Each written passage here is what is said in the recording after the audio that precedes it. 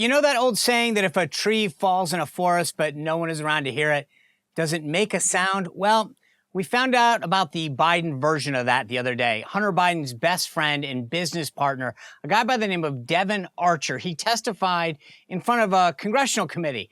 And there was a lot of bombshell testimony, but you guessed it. That tree, we found out, didn't make a sound.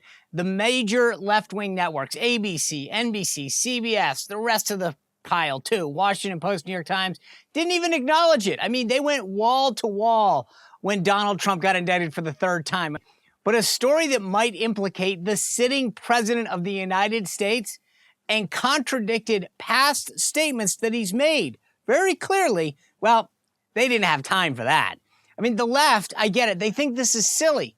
But it's Joe Biden who said two key things that Devon Archer directly addressed in his testimony. First, we can remember this. Biden over and over again has been saying for the longest time he didn't know anything about his son's businesses. Never spoke to anybody. Doesn't know anything about it. Because I've never discussed my business or their business, my sons or daughters, and I've never discussed them because they know where I have to do my job and that's it, and they have to make their own judgments. This testimony proves that's not true. Devon Archer over and over again talked about phone calls and events and issues where Biden was available to talk about what was happening. Now, they claim it was just about the weather, but how many times do you really think you talk about the weather? Seriously. But second, in an interview with Axios' Mike Allen back in 2019, Biden challenged Mike Allen, the reporter, for asking about Hunter. You know there's not one single bit of evidence, not one little tiny bit, to suggest anything done was wrong. You know that, but you keep asking me these questions. It's okay. You're doing what you have to do, but I'm not worried about it. Look, the American public knows me. Mike had asked him about whether his son had made any money in China. And again, he said, what are you talking about? That never happened. My son has made no money in China. We now know that that's not true. Here's the real interesting thing, though. No one in the White House and no one in the left is pushing back.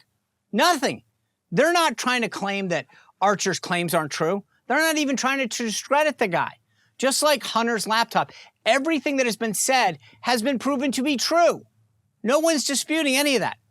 But the media gave it zero coverage, a nothing burger in their eyes. I would at least think that Axios would care. I mean, he misled them.